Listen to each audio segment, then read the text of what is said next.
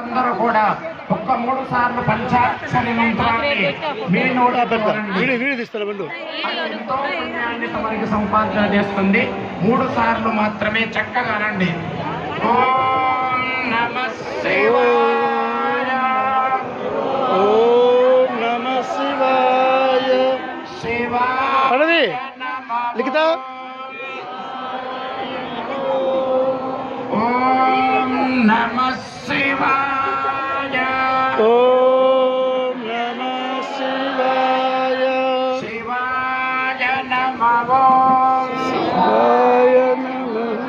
ఓం నమః శివాయ, ఓం నమః శివాయ.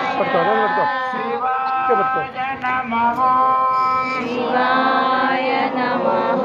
మీ కైదండలే పూదండలుగా మార్చి అంటే ఇలా చేతులు పైకెత్తి నేను నమ పార్వతీ పతయే మీరందరూ హర హర మహాదేవ అనాలి.